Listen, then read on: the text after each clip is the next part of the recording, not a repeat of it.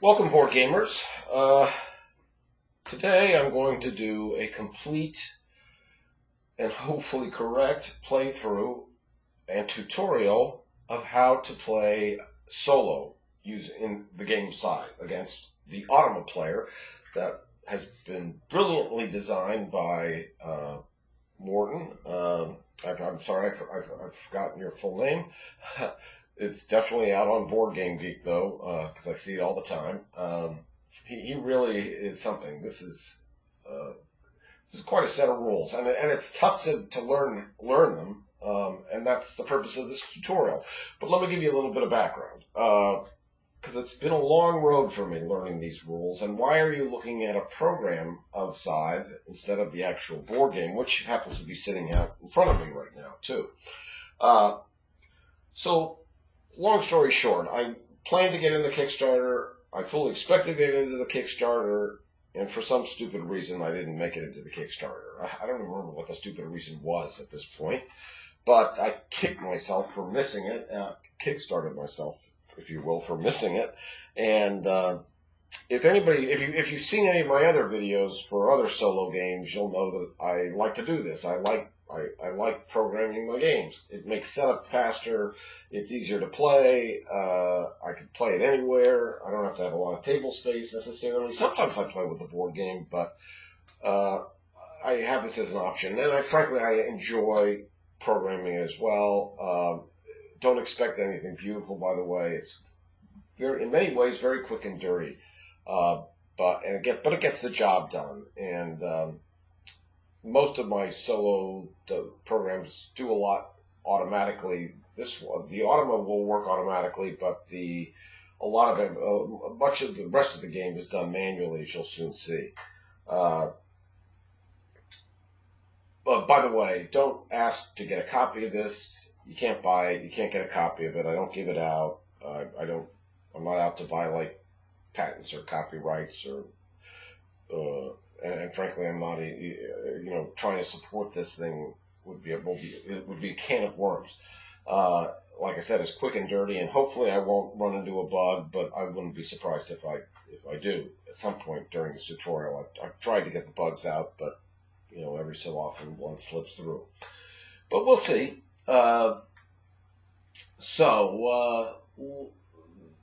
Given that, let me sort of give you the lay of the land here. Now, so I was also going to say, I didn't have the board game for a long time. I finally got my copy several days ago. I have not played against any human beings yet. Hopefully that'll change come this Wednesday at my gaming group. That'll be my first game against other humans. Don't expect any brilliance today. Don't expect any grand strategy. I'm not that good. I haven't played. I know the rules. I had to in order to program the game, but and beside that, I'm just going to be distracted worrying about teaching the Automa. So, like I said, don't expect to. I fully expect to get my ass handed to me today. I'm sure the Automa, even at the easiest level, is going to easily defeat me. So you're not watching this video to learn how to play better. That's Scythe. You're just learning how to play against the Automa. Now, you may have noticed that I posted on the forum not too long ago saying, hey, I'm having a hard time learning these Automa rules. Of course, I didn't have the game, so that was part of the reason why I was having a lot of trouble. And I sort of said in the post, why hasn't somebody yet put out a video explaining how the Automa works in great detail? And a couple of people said they would. They hadn't yet. I decided to really sit down and work my tail off learning these rules once I had the board game itself physically. So I'm pretty confident that I've got all the rules right. Because, frankly, I wouldn't be doing this video if I didn't think I could teach the rules right. If I do make a mistake and somebody catches me doing it, or maybe you catch me doing it, please put a comment down below, and I will annotate the video appropriately. I don't think I'm going to screw up that badly, so it's not like this is going to be such a disaster that I'm going to pull the video down, because the last thing I want to do is teach this incorrectly. I'm pretty sure I got the rules pretty close to 100% correct, if not 100%, maybe 95% correct. So I will not be leading you astray here today. All right, I am playing against I am playing two-player game against the Automa. You can, and some people have tried already, playing against multiple Automa players using multiple Automa decks. But that's not my intent today, and frankly, I haven't programmed that yet, but maybe I will at some point. But it is, and Morten has come out and said he has not balanced it for multiple Automa players. So he says that if you're going to try it, you're on your own, sort of, to see if it's balanced and to see how well it plays. But that's not our concern here today. I am playing the Crimean faction here in the south against the red Ruspiates, played by the Automa player. So let me just summarize very quickly what the Automa can and cannot do. It has a very relatively complex set of, but it's not hard once you get the hang of it, and hopefully this video will make it easier. But you'll see that it has a deck of 19 cards that it plays through to determine what it's going to do on any particular move. It has a faction, obviously, the Ruspiates in this case. It doesn't technically have a player mat, although my program probably gave it one. But it keeps all of its stuff, its mechs and its workers and its stars on its player mat. On its faction mat, and it doesn't use a player mat, technically speaking. It doesn't know anything from enlistments or recruits, or it has its own rules that it plays by, and it has its own movement rules that it plays by, as you will soon find out. So once it knows how to cross rivers, it will be jumping all over the place, even though we're limited to moving 1 hex or 2 hexes at a time, if I have the mech ability that gives me speed. It breaks those rules and follows its own rule set, which you will soon see. But while it will bring workers out, more workers out, it will bring mechs out. Like I said, no faction ability, no mech abilities. It doesn't build structures. It starts at 10 popularity, and that will never change. Its power will change, and it will get a star if its power ever maxes out at 16. It will get a star if it defeats me in combat later in the game. But otherwise, it will get stars by simply advancing on this Automa tracker card over here on the right, which I'll talk more about when we get to the Automa's turn. The Automa always plays second, regardless of player mat. Like I said, it doesn't have a player mat, so the human player will always go first. And let's just see. Even though I'm not going to be playing with any great strategy, let me just see where things stand. So I've got player mat number 1. I've got 2 popularity. I've got 2 objectives. Balanced workforce. Have the same number of workers and recruits. Control territory with 9 or more resource tokens. Okay, I don't know. I'll see if I can work with that. I've got $4 to start with. The structure bonus tile is up here. I found it was easier to have it at the top than down here where it's supposed to be. Number of farms or tundras with your structures on them. So I suppose if I get around to building structures, I'll try to build them on farms or tundra spaces to try to get some points that way. Because since the Automa does not build structures, it doesn't get any points from the structure bonus tile. All right. Everything else I think we'll talk about when I get to the Automa's first turn. But let me get my first turn out of the way here. And like I said, I have the board set up in front of me. Maybe for a little while here, I'm going to play both with the computer and with the board. Maybe it'll be easier for me to sort of visualize what I'm going to do and what I'm trying to do if I can actually see the physical pieces in front of me. Partially because it's easier to look at a board than it is obviously my computer program. But I don't know, that may not last long. I may just not, I'll be updating my computer program for your purposes, but I may not keep my board up to date, so I may stop eventually. But for now, I have it set up in front of me. So for my first action, let's see, I've got one worker. Obviously, this is the standard startup. So I've got a worker here and a worker here, and my character's on my home base.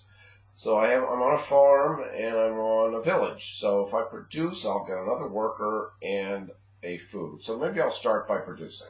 So I will go over here to my player mat and I will click on, where are you? Produce. Yes. And now it basically is manual. So now I'm gonna drag a worker over to this hex. So now I've got two workers, and I'm going to give myself a food in this hex, and that's my turn. So let me just get my physical components here, give myself a food, and give myself another worker. All right, and that's the end of my turn. I don't have any resources, so I can't do my bottom action, which in this particular case was deploy. I have a metal space here, so I'll probably try to get these workers up there so I can start amassing some metal, because I like to get a mech out pretty early. But that ends my turn. So let me end my turn and let's talk about how the Automa works. Okay, so there's this card that tracks its progress. It's got a little token here that starts on the first space. And while it's on these spaces that have this little river symbol with an X through it, it does not have the ability to cross rivers. So just like me, it's going to be stuck playing in its little home area here until this little token sort of gets into this section down here.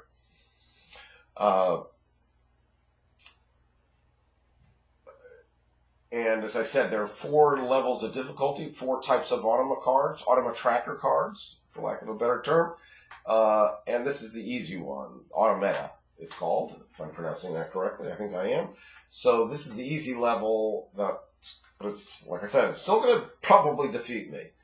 Now, as I mentioned, it has a deck of 19 Automa cards, and you shuffle them like any other deck, and deal one out when it's time, and so it's time. And so this can scare anybody off.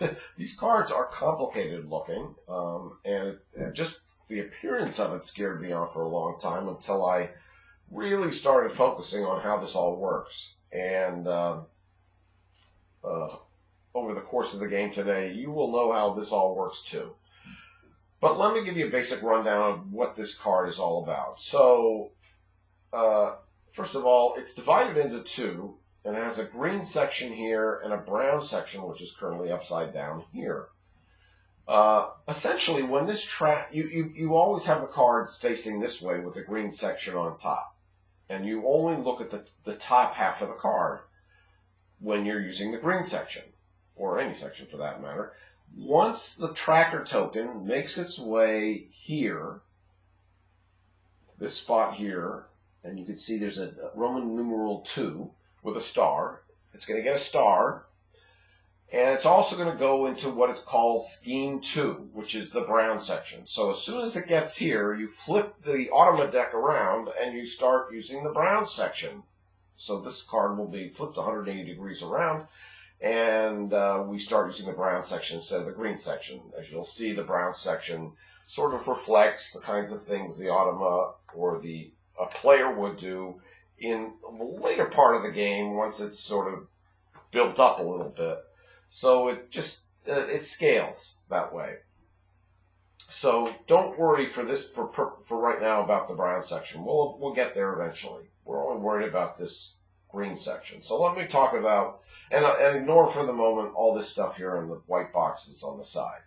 Let's just talk about what this is. So there's a Roman numeral 1 here, meaning this is Scheme 1. This is what you start off with, the green part of the card. You can't see it down here because it's covered by the Automata card, but there's a Roman numeral 2 in this corner of the card. When you flip it around, you see a Roman numeral 2.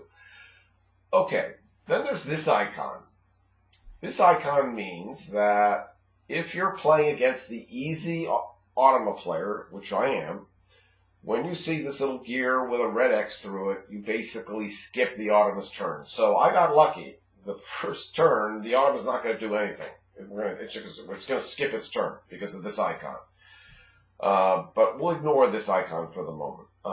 Let me just explain what the rest of the card's all about. So this top row here is how the Automa moves. It always tries to do one type of a move, and generally speaking, it always will make some sort of a move. Like I said earlier, once it knows how to cross rivers, it knows then how to get onto lakes, and it will then start jumping around the board, not following the standard rules for speed or movement. It has its own rules, as you'll soon see. So essentially up here is what it does for movement. Now it looks very complicated. Just sort of see that there are these slashes here. So essentially it's going to try to do this first. If it can't, it's going to try this. And if it can't do that, it's going to try this. So it will always make some move. And once it makes a move, it stops looking at the rest of the tries. So for example, if it could do this, and I'm not going to decipher this right now. We'll worry about deciphering all these symbols later. I happen to draw a card that is pretty complicated, but I'll worry about explaining all this jargon later. But suffice it to say that there are multiple possible movements. Once it finds one that works, going from left to right, it stops. It only makes one move. It never makes multiple moves. So this is just to give it a choice of things. So for example, it might try moving a mech, but if it doesn't have any mechs on the board yet, it obviously skips that section. That's not what this means, by the way. And then goes into the second section, and so forth. Once it makes a move, then it gives itself some stuff. As the rules actually say, I think it says something like the Automa gains stuff. It gets some coins. It might get some power. It won't get popularity. Remember, I said its popularity stays at 10 for the remainder of the game. It never changes. So it'll get some coins. It'll get some power. It might even get some cards, combat cards. That's pretty much the extent of it. It's not going to get any resources or anything like that. Lastly, well, not quite lastly, but this section of the card basically gives me a possible recruit bonus if I've enlisted, for example, in this particular instance, if I enlisted by moving my recruiter off the power space on my player mat and moved him to some place on my faction mat, then this would give me that bonus. It's as if the Automa player played the upgrade action, and therefore its neighbors, if the neighbors did an enlistment, they get that little bonus as well. That's if you play the game and you know the game, you know what that's all about. So that's how it gives the human player a possible enlistment bonus. Clearly, that's not going to apply until I do some enlistments, so that's not even an issue yet. Lastly, this icon controls whether or not this little tracker pawn advances to the next phase. This red X means it does not. Now, as I said, we're going to completely ignore this card because of this icon, which says ignore this card, don't do a move if you're playing against the easy Automa player, which I am. So all this means nothing in this particular instance. But if I was playing against one of the harder Automa players, I would ignore this and then not advance this token in this particular turn of the Automa. Most of the time, you will be advancing. So most of the cards don't have this red X here. This section is all in case the Automa decides to attack me, or I decide to attack the Automa. So it's for combat, and we'll talk about that if and when the time comes. I'm sure it will at some point. So, as I said, in summary, the Automa cannot yet cross rivers, which is just is a reminder down here. Cannot cross rivers. It's in Scheme 1. And once it gets here, it will earn a star and flip around. It'll get another star once it gets down here and so forth. And as I said earlier, it might get a star if it advances, it maxes out on power, and it will get a star if it defeats me in combat. So it will collect stars just like me, and probably faster than me. But, as I said, I got an easy reprieve. So I'm going to hit continue, and you're going to see that the Automa is going to skip its turn because of this icon. So we're back to me. Okay, so I've got a food, I've got 2 workers here, I just did a produce, and maybe I'll do a move now, so I can try to get my character up to one of these encounter spaces. So I think I'll move this worker over to the metal, to the mountains here, so I can get some metal. Oh, I'm sorry, sorry about that. Let me put him, okay, I haven't moved him yet. So I'm doing a movement action, so let me move my big square pawn here to the movement section. Yes, I'm moving. Reminder that I can move 2 units, 1 space each. 2 different units, 1 space each. 1 space each. So I'm going to move this worker with the resource, the food that it has, and I'm going to move it over here. There we go. Okay, so I move the worker with the food, and now I'm going to bring my character up and move it out of home base into this section so that I can sort of, with plans, once it knows how to cross rivers, to get into here. I want to get some metal building going so that I can get a mech out and get river cross ability pretty quickly. Let me move my pieces on the board here. So I move this worker and the food. I move my character out. Okay, and that's all I can do. So I end my turn. Okay, so now it's the Automa's second turn. This time the icon's missing, so it's actually going to take a turn. So there are 6 possible things that 6 possible movement icons that might show up for the Automa movement section of the card. And in general, they are move a worker, which is what this one means, move a worker. There's also an icon that means move either the character or a mech. There's a card that where it tries to simply move the character to get an encounter or to move toward the factory. And then there are cards that it rarely uses, but if you're playing against a harder Automa player, probably will use more often than when you're playing in the easy level, as I am here, where it will attack either a worker of mine and send it back to home base, or it might try to attack one of my combat units. We won't be seeing that until later in the game. So the move worker is the simplest kind of movement it might make.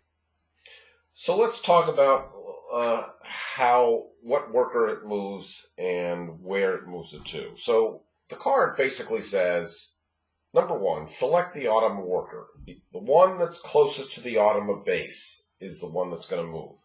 Now, if there was a worker on the Automa home base, that's the worker that would move. There is no worker there right now. So you move the worker that's closest to the Automa base. Well, this one's 1 space away, and this one is 1 space away, so there's a tie. So you break ties by simply starting in the top left corner of the board, moving to the right, what it calls reading order, left to right, top to bottom. So you look this way, you look this way, you look this way until oh, there's a worker. That's the one that's going to break the tie. So this is the worker that's going to move. So when there's a tie, you break ties for purposes of choosing the unit that's moving by picking the one in reading order. So at least when you're moving a worker. So this is the worker that's going to move. So you pick that worker up, and then you move to the next step of what the card says. Now, obviously I can't pick up this worker from in my program, but suffice it to say that the program picks it up. Technically, it's when it continues to. Once I click continue here, it will pick up the worker and start resolving the rest of the rules. Now, the rest of the rules are: consider all the valid hexes that it could possibly move to. Those are the hexes that are in the neighborhood of any Automa unit. Now, what is a neighborhood? A neighborhood is let's talk about this worker. This worker and the hex that it's on. The hex that it's on is part of this worker's neighborhood. Okay? This hex is also in the neighborhood of this worker because it's one space away from it, and the worker could potentially move to that space. All right? This space is also in that worker's neighborhood. So all of these spaces are considered to be in the neighborhood of this worker. This space is not in the neighborhood of this worker because the Automa player does not yet know how to move into lakes or cross rivers yet. So it's going to ignore all those. These hexes are not in these hexes are certainly not in the neighborhood of this worker because they're 2 spaces away. And while this hex is 1 space away and it's not in the neighborhood of this worker because it's across the river, number 1. But since this is the worker that's moving and it's already been removed from the board, this hex is not in the neighborhood of anything, even river or no river, because that worker's not there anymore when you're considering the neighborhood. Now look, there's a character on my home base, but when you're determining neighborhoods, you don't consider units that are sitting on the home base. Now the home base itself has these 2 hexes as neighbors, but units on the home base don't have a neighborhood, so you can ignore the character for the time being. Okay, my human players also have a neighborhood, and each one of these hexes has, well, let's consider this hex has a neighborhood of 4 units because these 2 workers are in the neighborhood of this hex. This character is adjacent, and the character could move there, so that's in the neighborhood, and this worker is adjacent and could move there. So this has 4 neighboring units. This hex also has 4 neighboring units, and this hex also has 4 neighboring units, because all of these units could potentially move to these adjacent spaces. However, these spaces are not considered because I don't yet have the ability to cross rivers.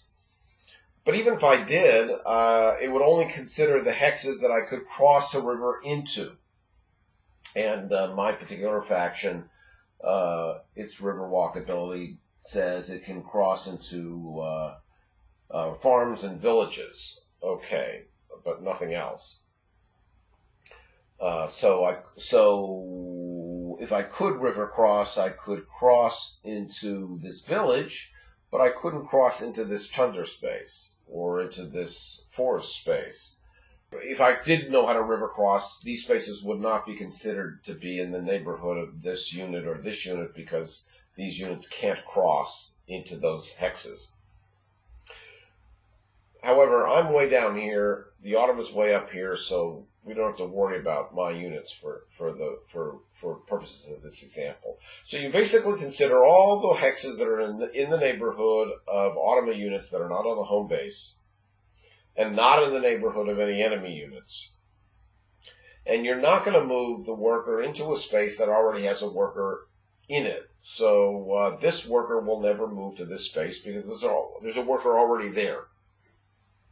It could literally pick itself up and then move into the space that it came from, potentially, but it will not move into another hex that has a worker in it. So when you're moving a worker, you look at all the spaces, all the hexes that have neighboring units, and you pick the one that has the most neighboring units. Okay, well, with this worker missing in action because it's been picked up off the board, this hex has 1 neighboring unit, this one has 1 neighboring unit, and this one has 1 neighboring unit. You don't consider the character, it's on the base. So you only consider this worker, and therefore all 3 of these hexes have an equal sized neighborhood of 1 unit. So all 3 of these are possible hexes, at least as far as that rule is concerned, as to where this worker can move. Now we ruled out this hex because it does not move to a hex that already contains a worker. So it's choosing between this hex and this hex. Now how does it break the tie? Because both of these have a neighborhood of 1. So it breaks the tie by choosing the hex that's closest to the factory. Because generally speaking, the Automa player wants to move toward the center of the board, just like any player would want to do. So it's always going to break a tie by trying to move to a space that's closest to the factory. Now, when there are multiple hexes that have the equal number of neighboring units and equally distant to the factory, then it basically, again, falls back on reading order. So you just simply read left to right, top to bottom, until you find the first hex that is valid, and that's the hex that the worker moves to. So how does all that convoluted explanation, what does that boil down to? Well, as I said, it considers all the hexes that have the most neighboring units. This one has 1, this one has 1, this one has 1. It doesn't consider hexes that already have a worker on them, so we rule this hex out. And therefore, between these two, it picks the one closest to the factory, which is this. So this worker is going to get picked up and moved here as soon as I click continue, which is what I'm going to do now. And voila, my program did it right. Okay, so let me reflect that on my board, move the worker. Okay, so it's done. It successfully executed the top section of the Automa card. Now it goes down here and it says, okay, what do I get? I get another worker, which moves to its home base, and I get a coin. So as soon as I hit continue, it's going to give itself a worker and a coin. I'm going to do that right now. So I'm going to pull a worker off its faction map, stick it on the home base, and I'm not playing with coins here. I'm just going to let the computer manage the money. So here we go. I'm going to click continue. There's not a recruit bonus. I'm not going to get any recruit bonus. So the only thing that's going to happen now in the second part is that it's going to get a second worker. It's going to get a coin. And because there's no red X here in the middle, it's going to advance the tracker to the next space. So I'm going to click continue. It got then the worker. It got the coin. It advanced the tracker. Voila. So now I have a worker here. I got another coin that you saw deposited in my coffers, and it is advanced to the next space on the Automa tracker card. So these are all the things that you would do if you were not using my program. And Morten actually comes out and says in the manual that, hey, this is complicated at first when you're figuring out, oh yeah, neighboring units, and you got to figure out which hex is in the neighborhood of most units. But after a while, you kind of figure it out. It kind of starts to make sense. Now it can get a little tricky when the two opponents are close to one another and there are a lot of units on the board. So that's where my computer program will help out tremendously. But you really begin to get an eye for it, and you start to figure that out after a while. Okay, so we just saw the Automa player make a move. I'm going to hit continue. Now it's my turn again. So what do I want to do? You know what? Let's move it. Oh, I can't move again because that's what I did last time. So maybe I'll do a trade and get some more metal. Yeah. How much money do I have here? I got $4. Okay, I'm going to go to trade. Yes. So it takes a coin away from me, and now it says I can pick any two resources where and put them on a space where I have a worker. So I'm going to give myself 2 metal, so that once I produce the next time and get myself another metal, because I only need 3 metal to do a deploy. Where's my deploy? Over here. Yeah, so on my next turn, I'll be able to produce and deploy in the same move. So that'll be a nice move for me next turn. I'm not doing a bottom action for now, so I'm ending my turn. And now we go to the Automa's third turn. Okay. Oh, what do you know?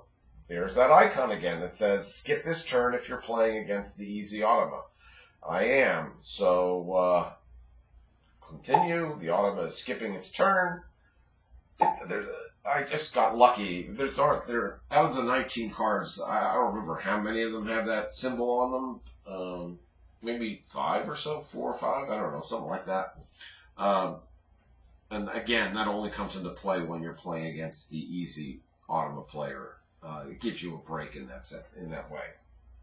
Okay, so I get to do my produce action. So I'm going to move my pawn here.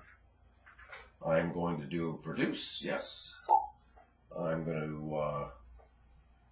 to give myself a medal here. And do I want to bring another worker out? If I bring my second worker out, I'm going to have to start paying power. If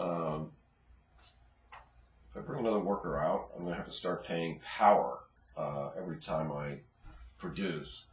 And I don't have a lot of power. I'm at 5, which is not terrible. I'll hold off producing another worker, I think. I'll just stick with my metal. So I'm gonna now do my bottom action, do my deploy action because I've got 3 metal. So execute bottom action. It takes a coin and it gives me 2 coins because that's the bonus you get for doing a deploy action. And now I spend that 3 metal. And, I have not put the metal out on the board, so as you can see, I am using the computer but not using the board, so maybe I'll just stop doing that because I'm just going to get confused anyway. So I just paid 3 metal. I'm going to go over here. I want Riverwalk right away, so I'm going to take my Riverwalk mech and I will put it right here. Okay, so now I've got a mech with a worker, and I now have the ability to cross into Tundra. What was it again? Tundra and Farms. Okay, so I am going to end my turn, and we will see what the Automa does next. And we get off easy again. So the Automa is going to skip its turn because of this icon. They're about, I don't remember, how many cards are there exactly? Where's my Automa deck? Thing on both. Looks like it is.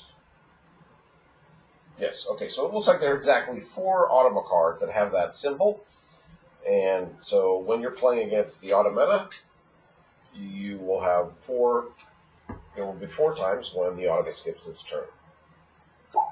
And this is another one of them. So back to us, and alright, so let me see.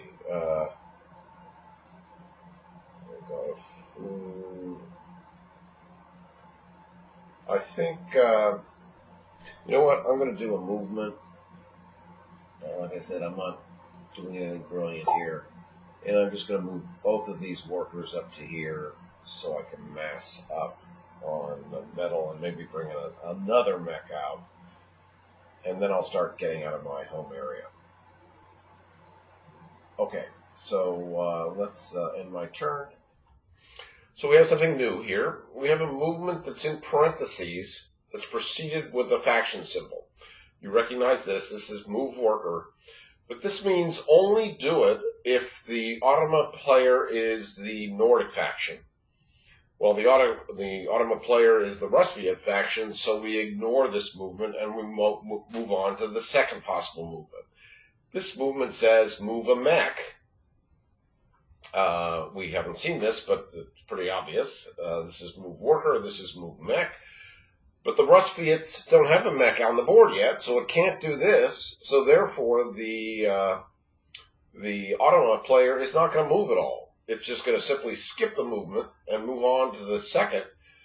And don't feel bad for it, because in the second phase here, it's going to receive 4 power. And suddenly it's going to jump from 3 up to 7. That's a pretty big increase. And then it's going to advance the tracker. So we should get a message that says no movement, but 4 power, and the tracker will advance. Pardon me.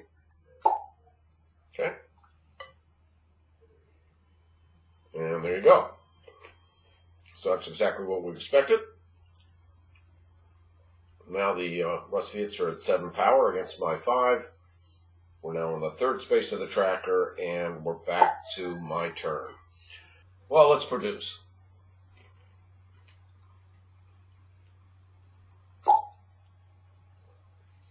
Okay, we have 3 workers here. we're going to produce 3 metal. And now we have the 3 metal we need to do the deploy action, so we'll bring another mech out. Get my speedy mech.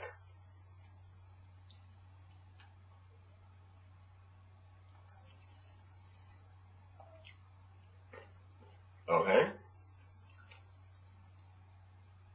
Of course, I didn't click execute bottom action. Now let me do that. So let me pay my 3 metal. Gave me the coins I earned. What do I earn? 2 coins for doing the deployment. And now I've got 2 mechs on the board, and we move on to the Automa. Okay. So this says attack a worker. It's not going to attack a worker because it can't cross rivers yet. It's not going to do any kind of attack. It hasn't reached the part of the card where it allows it to move across the river. So it's going to basically ignore this. It's only going to do the move worker. And we've already done that. Remember, it moves the worker that is closest to the home base, which is now definitively this worker. Oh, actually, no, I'm sorry. It's this worker. Definitively close to the home base. And the only space it could possibly move to is this. Because remember, it can't move into a space that already has a worker in it. So hopefully, continue. Yes. All right. It's so nice when things work. Okay. And now, sorry, I keep bringing that up. And now we see that the Rustics are going to gain another worker in their home base, and that's all that's going to happen other than the fact that the tracker will advance to the next space. So they get their worker, they advance. And let us move on. Sorry. It's time we got out of here. So let's do another move action. Now we can move 2 different units, 2 spaces each, because we've got speed ability here. I know I'm going to probably bring my character over here. It would be nice to start bringing my power up and doing some bolstering and some upgrading. So let's move these guys to, actually, now if I try to go here, I have to go this way and this way. If I go, I can go here, and then I can go here. Okay. And I want my character to go here. And if I try to do that directly, I'm going to get an error message. But we know that I'm going this way and that way. So I am going to allow it. Okay, we're going to draw an encounter card and see what it says. The reindeer card. But do we want to gain $2 in popularity? Pay $2 to gain 4 oil. Yeah. Let's pay $2 to gain 4 oil. So we'll knock me down by $2. And we'll bump my oil reserves up to 4. Okay. And can I do a bottom action? Where am I? So we'll end my turn. Okay, so this is an encounter factory move by the character. So the Automa's character is going to move from the home base and look for and aim for the factory or an encounter, whichever it finds first, and whichever results in a legal move. And that's pretty obvious. It's going to move right from here and skip a space, or and end up and grab this encounter, which is still in its area, so it doesn't require any sort of crossing of rivers. So I think that's what it's going to do. I'm going to click continue. Yep, there it goes, and the counter goes away. The encounter counter goes away, and now the computer's going to get another worker and a coin. So it'll have 2 workers on its home base. All right. So we're going to take the oil that I got last turn, this 4 oil, and let's spin on another upgrade. So let's go back to bolster. So I did my bolster action. Now I'm going to do my upgrade action. Spin 3 oil.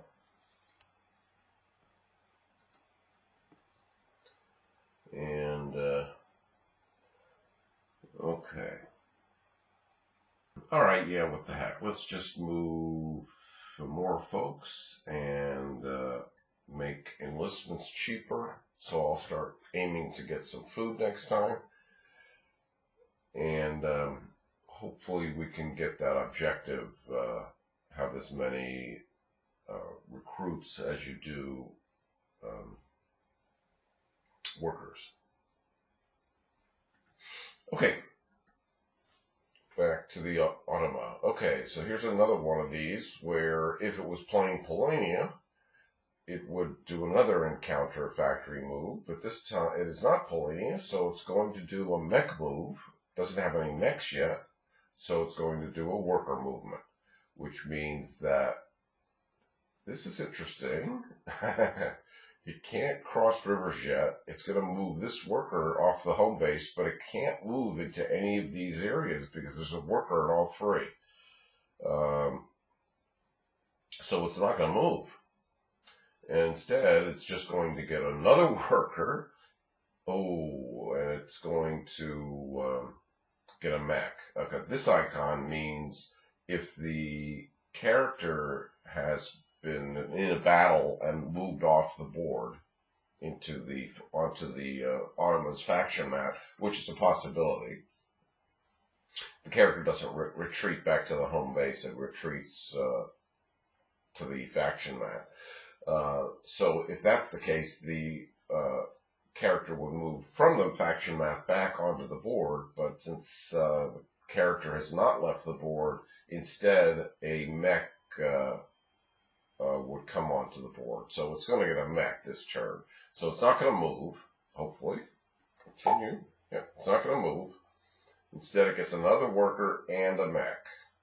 So everything I just said hasn't been now negated because now it has a mech and now it knows how to cross rivers. So I think I will make a run for the factory and then I'll get my food. All right, so let's do a movement action.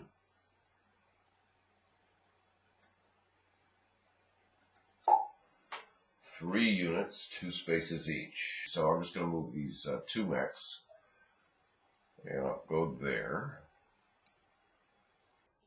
So let's just, you know what? Let's just go here, and then I'm going to. Oh, I'll just go right into the factory. There we go. Okay, so let's find out what the factory card choices are. But pay a coin and a card. I don't have cards and I don't get cards, so that's not going to make any sense. Pay power to get popularity. Might be a choice. Pay a card. Well, I'm going for this one. It's the only one that really makes sense for me. So now I've got pay a power to get 2 popularity. Maybe I can just, let's see what the Automa does. It's going to skip a turn. Ooh.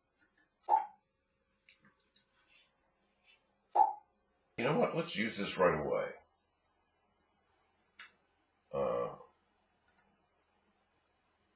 Okay, so this is going to be manual, so I'm going to pay 1 power. Oh, it's not as bad as I thought. I thought I had less power. I did a bolster or 2 there, so that helped. So, so I paid a power. I'm going to get 2 popularity, and now I'm going to. That's all right. I'll just take a mech, carry with it 3 workers, leave this mech behind. So that's 1 guy, and now I'll move my character over to here. Alright, let's move on to the Automa's turn. Okay, it is going to move a mech. Okay, so it only has one mech here on its home base. It's going to move to a location that's in its neighboring area, meaning the neighboring hex of one of its units, in the neighborhood of one of its units. That means it's probably going to move somewhere in here. It's going to move to a hex that is as close to one of my combat units as possible without going to a hex that already contains its character or another mech. So all three of these fall into that possibility. This hex is 2 spaces away. This hex is 2 spaces away. It wants to get as close to me as possible without attacking. And this space is farther. So between these two, it's tied, and it breaks ties by being as close to the factory as possible. So it's going to move its mech right here, 2 spaces away and close to the factory. Continue. And in fact, that's what it does. And then it's going to give itself another mech and 2 more power. This does not look good for me.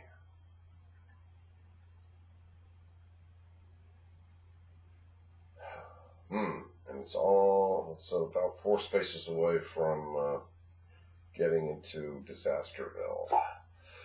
Alright. Should have checked the board. Alright, we're going to do a produce. So let's go here. Yes. We're going to produce on our one and only hex, which is right here. We're going to get ourselves 3 food.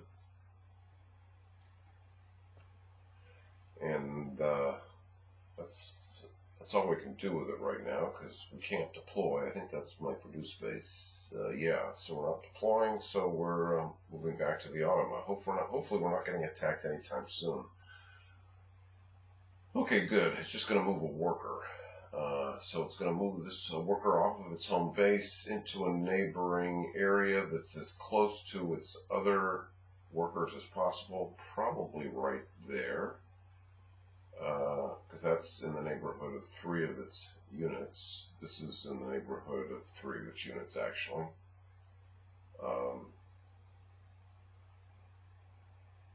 It's probably going to go here, because that's close to the factory, as close if not as that space, and that's the first one in reading order. So I think the worker's going to move right to here. Yep. And 2 more power. Jeez. This is just great. Ramping up for some military action, I think. Okay. Back to me. I want to make use of that food. So that means I'm going to do a trade. Yes. So let's gain some metal. So we've got 2 units of metal, and now we're going to do the bottom action and spend our 3 food.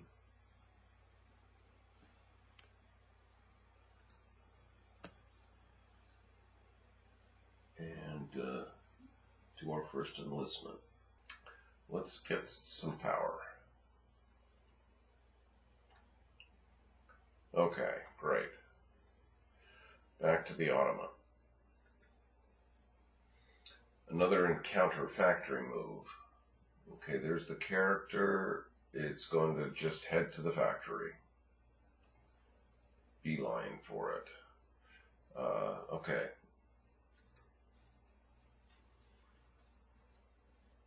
It took a random card for itself, a factory card, which doesn't really matter because it's not going to use it. It's just going to deprive me, but I've already gotten mine, so it doesn't matter.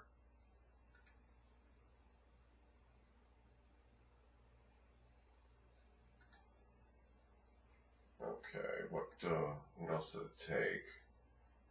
I did a coin recruit, which didn't benefit me. It gave itself 3 more power. It's about to get its first victory point, star, I should say. It's very close to maxing out here.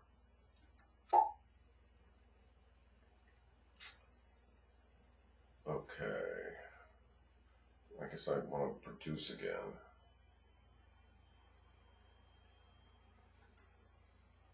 Yes. So 3 more food.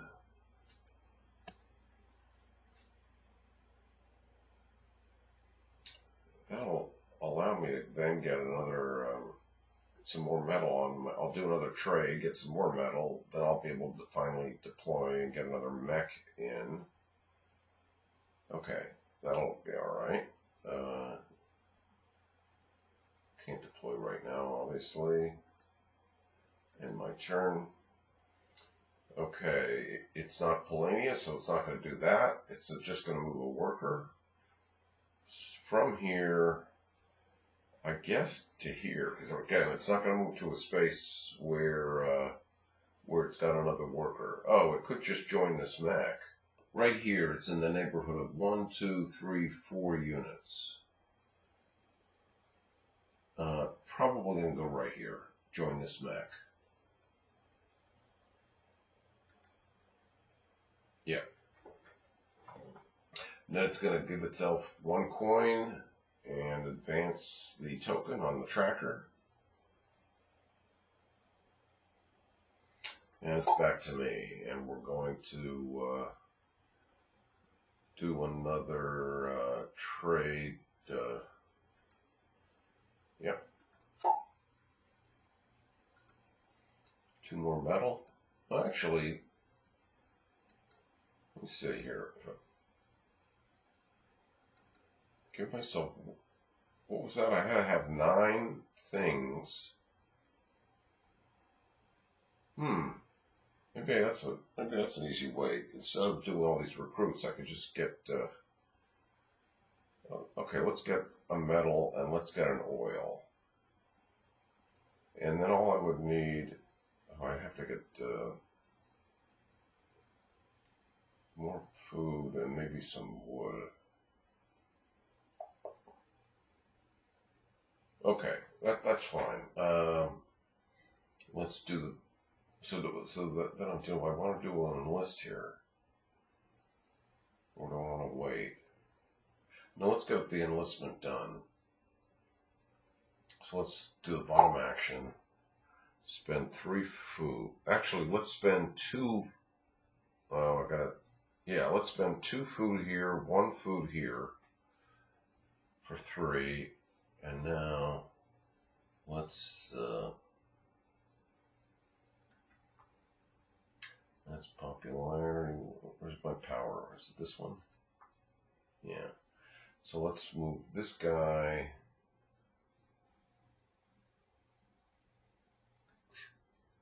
I think we're okay on money. Let's start moving up on popularity. Okay, so that's 2 recruits. I only need 1 more to get my objective. So I think that's probably going to be easier than just amassing a lot of resources on that 1 hex. Back to the Automa. Encounter factory move. It's already on the factory, but it's got its factory card, so it's just going to probably go to this encounter token right here, because it's in its neighborhood and it's ready for picking.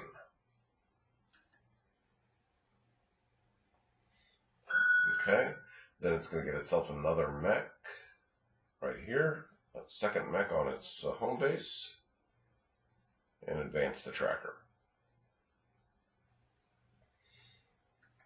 Back to us. Yeah, let's just go back and produce again.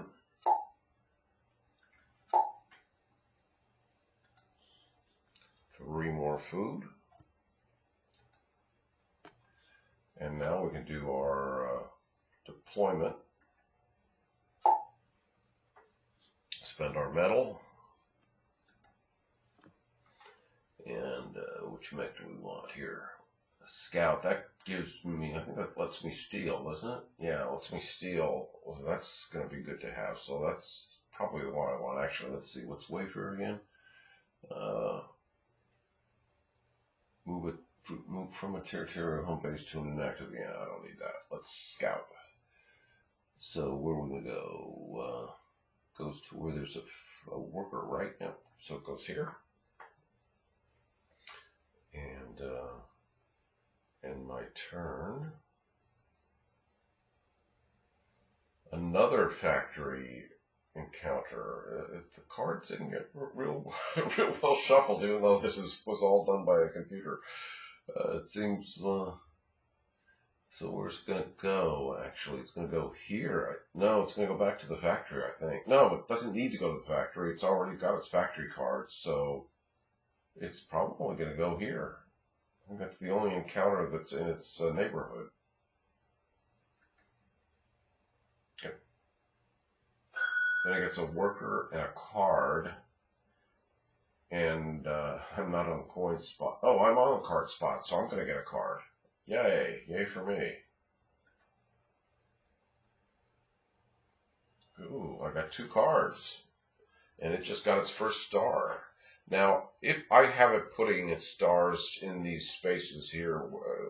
They're meaningless. It's clearly not getting an upgrade star, but it's just a place for it to put its stars. Normally, it just gets a star. You put a star in the bank somewhere, and you keep a record of how many stars it's collected. All right, back to me. So I've got to do. Let's see. I've got to. So I have my food. So we're back to the.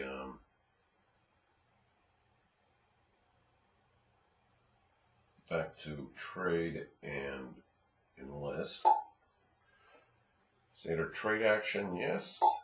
May not gain any 2 resources. So let's maybe I'll collect some oil. Yeah, let's collect 2 more oil. Do the bottom action. Spend my 3 food.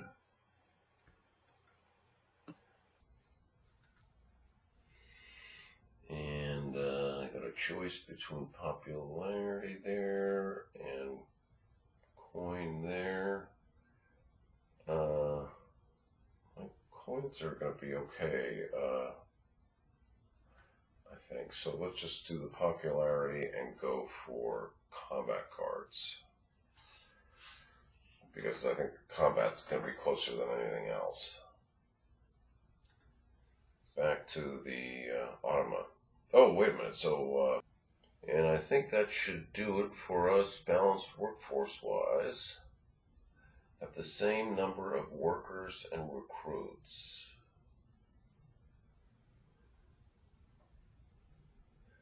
Indeed, I've got 3 workers and I've got 3 recruits, right? 1 worker off the board, off the mat. That's 3 plus 3 recruits.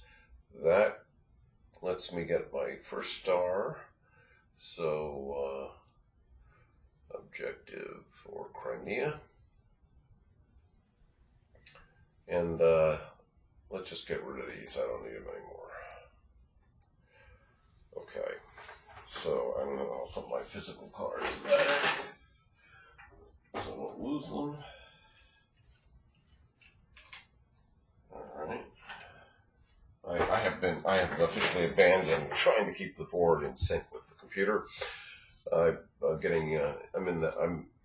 able to just, well, I've been in a pattern here. I haven't done anything terribly original. All right. So I think the next thing I want to do is to get all my mechs together with my character, because or get all my mechs together so I can defend myself when because the Automa's going to attack sooner rather than later, I think. Anyway, let's end my turn.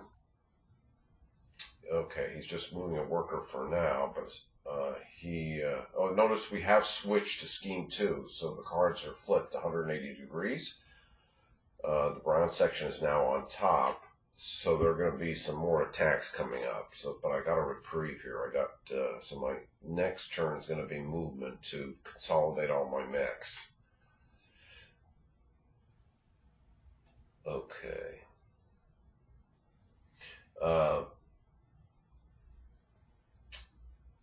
Okay, it's moving a worker, so it's going to move a worker off the home base.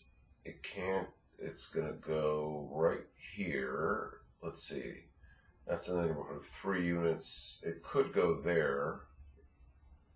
It goes to wherever it's in the neighborhood of the most units, and that's closer to the factory. And in reading order, it's probably going to move the worker right into the lake, which it can do. Indeed. Oh, and it's getting 4 power, and I'm going to get a power. Nice. Okay. Time to do a movement. Or, you know, maybe I'll just use my factory card and start getting my popularity back up.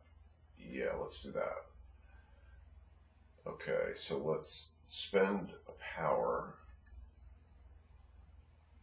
It's going to attack, but I've got plenty of power right now. Let's get our popularity up.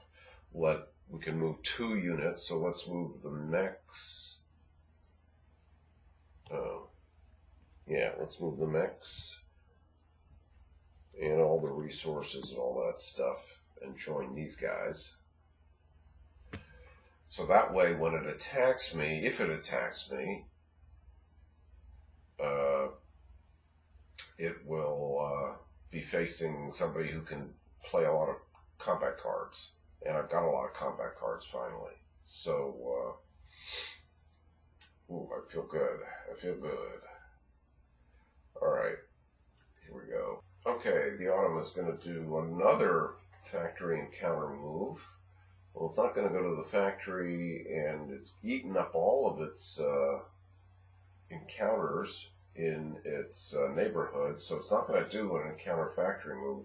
It's going to do a character movement instead, which means stick to its neighborhood, but be as close to me as possible.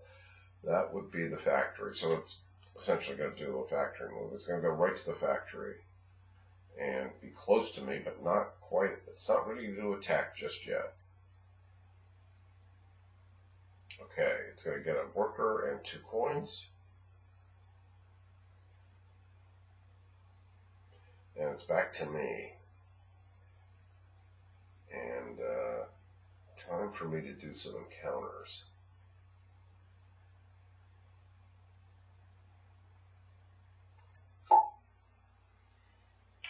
So let's do a movement. You know, maybe I should attack it. You know? No, but wait. I don't know, I'll lose my popularity that I just worked so hard to get. But it's not going to, no, that's not a problem. It's not going to have any workers that I'm going to be chasing away. I'm just chasing away the character. I think I might attack it.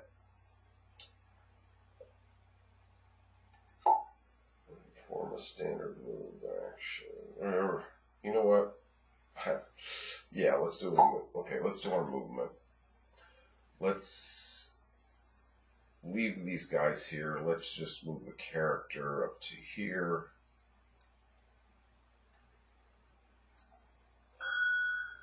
And resolve my encounter. I've got $6. Ooh, helping some lumberjacks. Knock down a tree to help the workers with their daily quota. Gain 2 food and a popularity. Pay $3 to build a structure. And what do I want? Structures.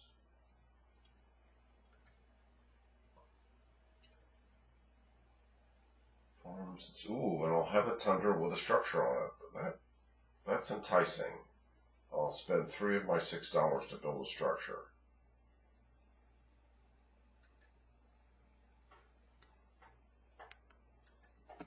$3. And What structure? Well, probably the armory, because I want to keep my power up.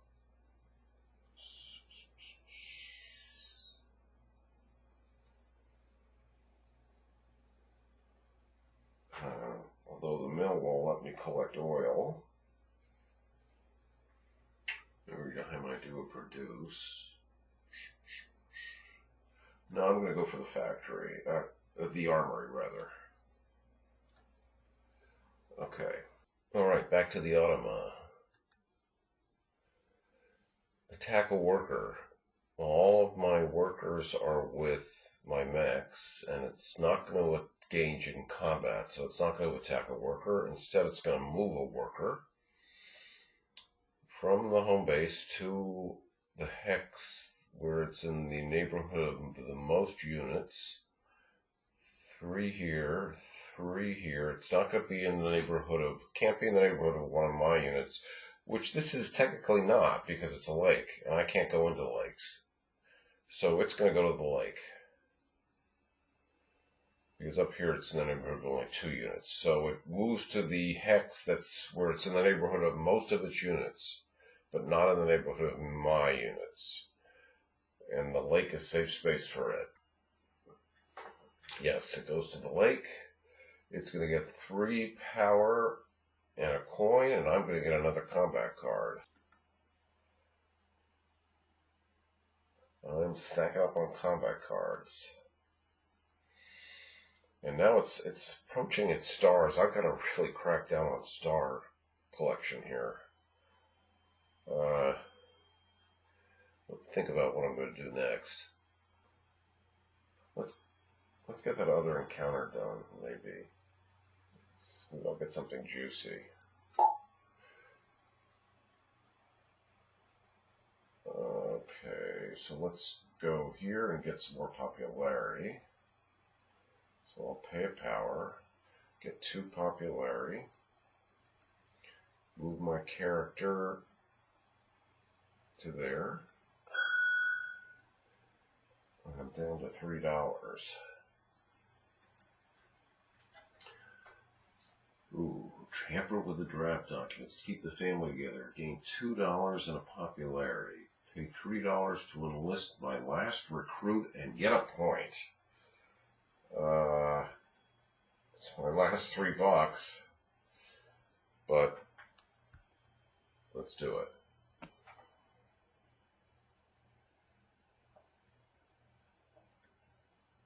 Oh, I get $2 back. And I get my star in recruits.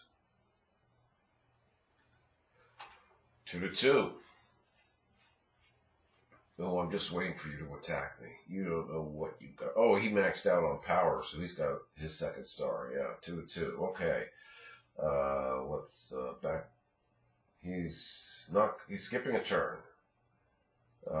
Just when I thought he would attack. He's not ready to attack yet. Oh, how are my combat cards there?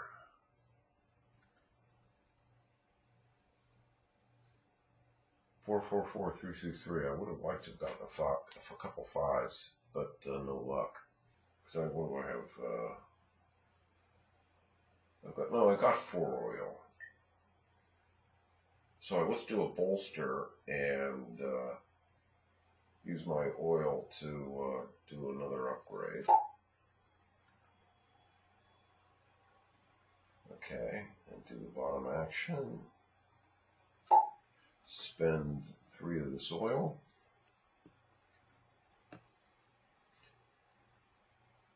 And now what are we going to upgrade?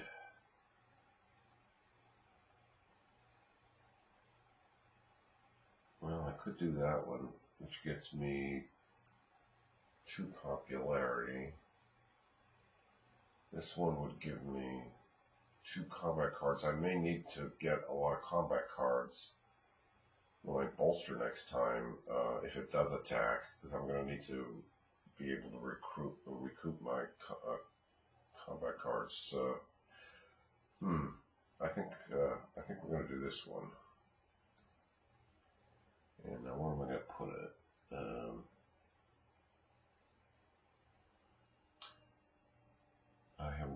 back to deploy. I think I'm going to go down here and do an easy deploy, get 2 metal and just on a tray and deploy my last mech.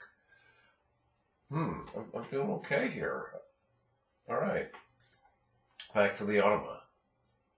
Okay, it's not the Saxons, so it's not going to do this. It's not going to do an encounter factory move. So it's just going to move its character, and it's not going to do that because it's already in its optimal place for moving its. So I don't think it's going to do a movement.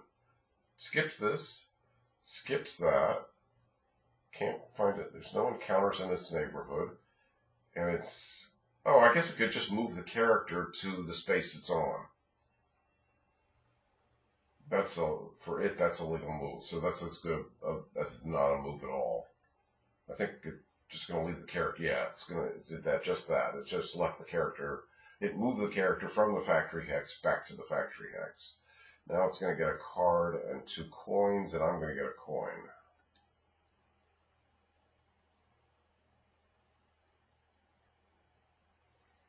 Okay, I'm going to do a trade and get some metal.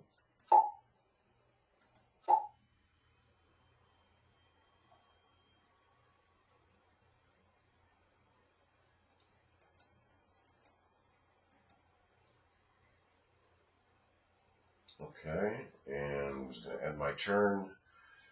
It's not the Polanians, so it's not going to do that. It's just going to move a mech from the home base, but it wants to be as close to me as possible, so it's going to go to the lake and join this worker.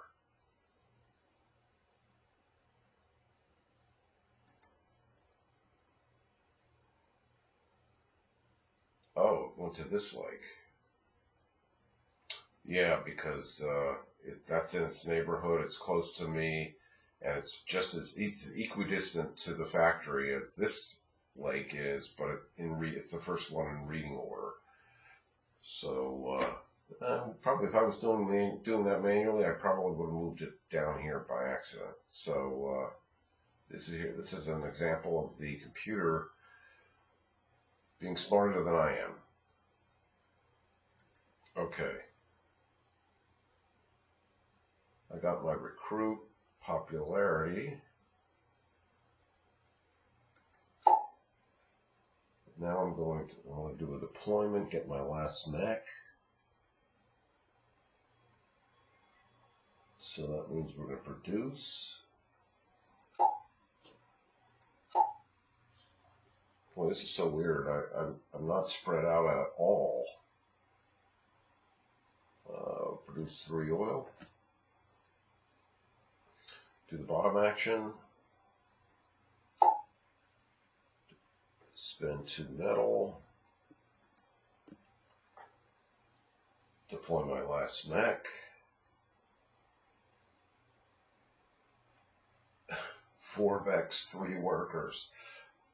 Basically, all my eggs are in one basket right here. I earned a star in mechs. Okay, where are you, mechs? Down here. Oh, he's got it's 3-3. He's been collecting stars, but he's got 3 more spaces before he gets another star. It's the Automa's turn, and he is attacking. What's that in parentheses? Oh, he only attacks if he's got power of 7, which he does. So he is finally going to attack.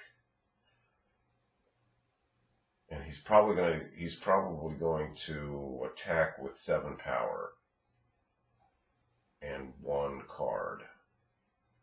All right, so he's going to attack me right there.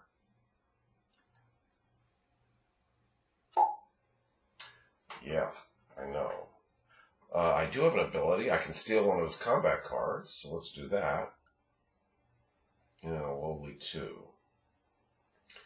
All right, so let me think about what I'm about to do. So it can only play. He's only got 1 mech against my 4 mechs. He can play 1 combat card. He's probably going to do 7 power and a random combat card. So let's say, on average, 9.5. Wait, 2, 3, 3.5 would be the average combat card. So 7, 3.5. He's going to, on average, hit me with 10.5 power. And I don't want to squander all of my power. So I guess to be safe, what are the chances that he's got a 5 power and hit me with 12? Let's say he hits me with 11. Then I can do 1 power and 3 combat cards. Okay. So let's say he's going to hit me with 11. I need to get to 12. So I'll do 1. I could do a 4, 4, and a 3 combat card. That would be 11 plus 1 power. I could actually do 0 power and not lose any power whatsoever. And just, yeah, let's try that. So I'm going to discard these 3 combat cards in preparation for battle. So that's 12 power from combat. All right. So I'm going to do 0 power excluding combat cards. I'm going to do 12 power with combat cards. And what did he do? Okay, he did 7 plus 4, so I won the combat. So what it does when it's doing combat is it draws another card. It draws another Automa card. It doesn't use the one that it currently is on. So this is a new card. It basically looks in this table and says, okay, I've got where does my power lie? Well, he was maxed out on power at 16. So he's over in this part of the table. So he is going to use 7 power. He's going to pick one of his combat cards at random, which he did, which was, he played 2 combat cards? Oh, yeah, because the number of combat cards he plays is based not on the number of his units, but rather on this figure right here. So he played 2 combat cards for 4 power, so he played randomly 2 2s. I got lucky. I got really lucky because I forgot, and I thought he would probably play only 1 combat card. I forgot that he chooses combat cards based on this table here. But I won the combat by a hair. Okay, so that's going to cause that mech to retreat. It's going to, what am I going to get out of this? Is it just going to retreat? Let's see. It retreats, and I get a star for combat. And now I'm at 4 stars against his 3. Maybe I should attack right back. Get my 5th star. Oh no, I need to.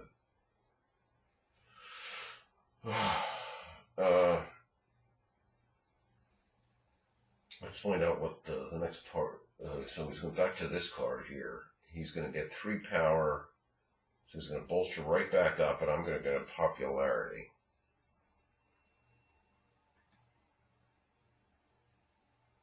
And I'm at 12 popularity. Let's continue my rise in popularity. So let's go back here to my factory card. Because I can afford to pay 1 power. Jump up 2 in popularity. And where's my character? I want to bring it down. Where are you? Where are you, character? Oh, he's way up here. Cross into tundra. I don't want to be anywhere near where...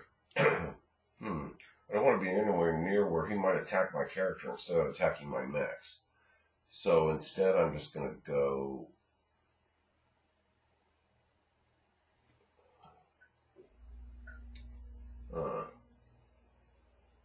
you know what? I'm just gonna move my character. Oh, you know what? I should probably just go back into the factory. I can engage in combat against his character. get another star in combat, and be on the factory hex. Yeah, I think that's what I'm going to do. So let's just move all these mechs and all my resources into the factory and attack him. Let's go back here. Let's do 3, 6, 9 in combat cards. I'm going to have to spend some power. Okay, resolve combat. So that's 9. He's going to spend 7 plus some random number. I'm going to have to spend more power than I want.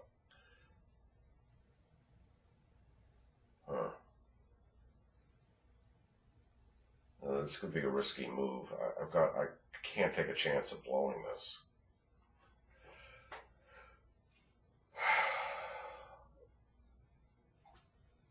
How about 5 power and 9? I spent the 9 in combat cards, so the 5, if I do 5 power, that's 14. He's going to spend 7, I think. He's actually not maxed out on power, so he might not spend all 7. But he's going to do some random number of combat cards, say 2. Oh, and I didn't steal. I gotta use my combat benefit and steal one of his combat cards. I got another 2. And how many does he have? He's got 1. Okay. So he can only use 1 combat card, which could be a 12, since all the 2s seem to be... So let's say he spends 5 and he does 12. I'm spending 9 and 5. I could actually do 9 and 4. Okay, so that's what I'm going to do. I'm going to do 4 power. I've already done my 9 combat card, my 9 and 3 combat cards. I could have spent a 4th combat card, but I don't think I need to. He did 7. He spent 1 combat card, totaling 3, so he spent 10. So I can't easily beat him. He retreats his character and puts it on his mat, his faction mat. He does not go back to the home base with his character. I got my 5th star. It's 5-3. Oh wow, this is exciting. I have never won in all my testing. I haven't beaten the Automa. Let's see what the Automa does next. Is he going to attack me? I hope not. He's not. He's just going to move a mech. He's going to move a mech off the home base to as close to me as possible, but not to engage in combat. So he could go there. He could go there. He could go here. He's not going to join another mech. This one's the first in reading order, and it's close to the factory. He's going to go there. Indeed. He's going to get a card, a coin. He would either bring his character back from the faction mat or get a mech. His character is on his faction mat, so he's going to bring his character back to his home base, and I'm going to get a power. Combat card, a coin, character comes back, I get a power, and he advances and almost is 1 step away from getting another star. Alright, so what's my game plan here? How am I going to get that 5th star? I don't want to leave the factory. And I'd have to leave the factory to get, if I wanted to get workers. Although I could take one of my mechs rather. Actually, I've got a bolster. And I think I want to bolster with combat cards. Where am I at here? 7 power.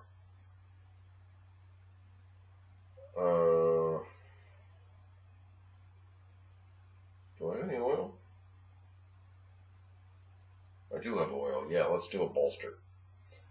But we're not going to do a standard bolster. We're going to do a top right action. So we're going to do the 2-card bolster.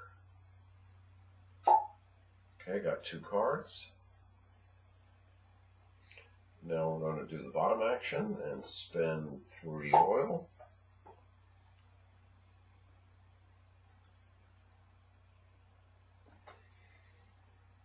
I got a power out of those. Oh yeah, because I just did the bolster action, the upgrade action.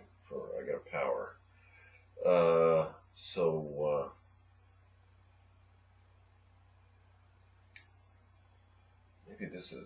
Maybe I should do this upgrade, and so that on my next bolster, maybe I can max out on power.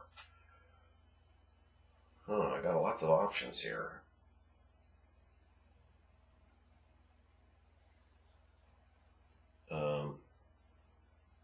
Let's move this cube maybe down here. I haven't built anything.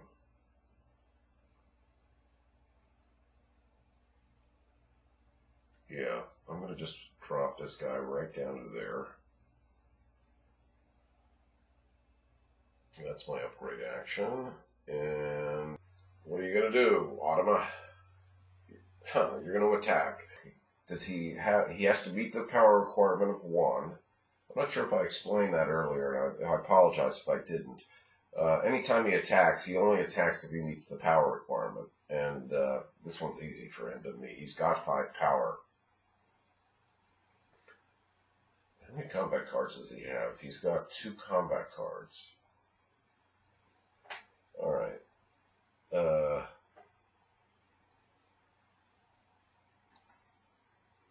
One of which I can steal. He's going to attack by moving the unit closest to his base, which would be his character. He's going to move the character to the factory and attack me. He could spend... He's got 2 combat cards. I'm going to take 1 away from him, so he'll only have 1. He's got 5 power, so that would be... His best attack would be 5 power and 5. His best attack is going to be 10. I'm going to spend 11 to guarantee success.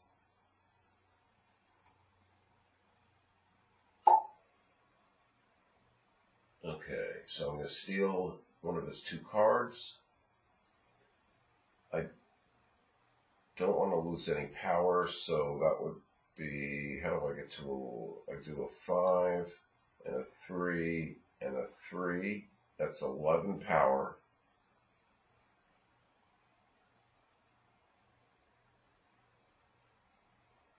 Okay, let's continue.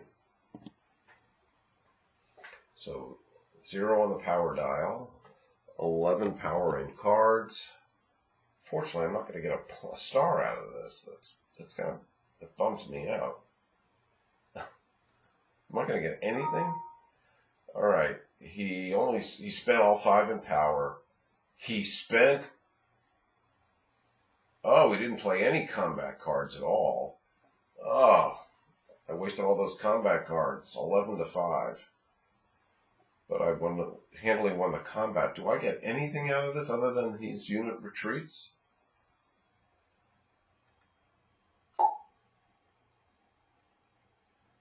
I got nothing. I got nothing out of that. All right. I'm going to go for my popularity, I think. Yeah, okay, so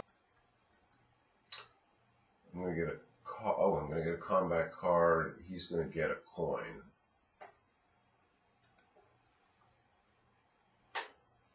Okay. My turn. I think I'm going to go for popularity. I'm 2 of these cards away. Otherwise, I'd have to get oil. Well, maybe if I did a trade, no, that wouldn't give me enough wood. I haven't done any buildings at all. Well, I got 1 building. I'm sorry, I built 1 building, but I haven't been focusing on buildings. I need 3 wood. I'm not moving off the factory. I'm going to go back here and just take 2 popularity. So lose a power, gain 2 popularity. And my character's all the way up here. I'm going to leave all my guys on the factory. I'm just going to move my character down to here, to there. And that will end my turn. And he's skipping a turn. Oh, perfect timing.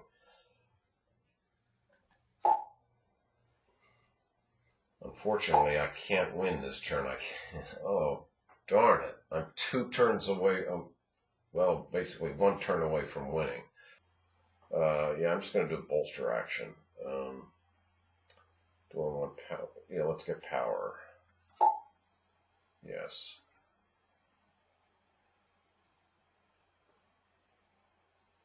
Okay. I don't have 2 oil. I've got 1 oil, though I could spend a combat card.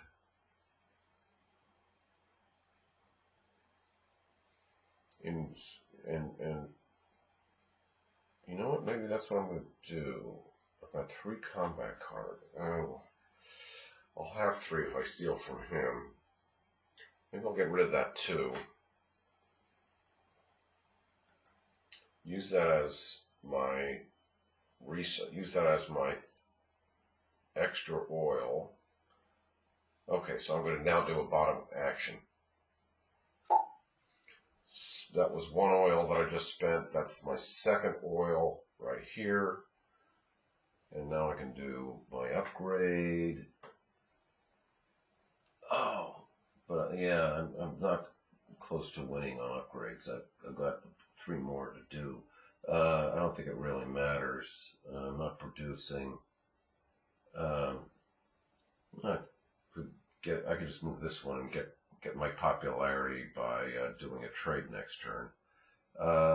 Let's stick this. Doesn't really matter. Let's put it here. Okay, and what's he gonna do? Don't attack me. Let's just make it easy. I'm about to win. Make it easy on me. He's just going to move a worker off the home base. This is great. He doesn't want to be here in the neighborhood of me, so he's going to go probably, well, here it's in the neighborhood of, yeah, it's in the neighborhood of 4 units here. 5 units. So it's going to go here.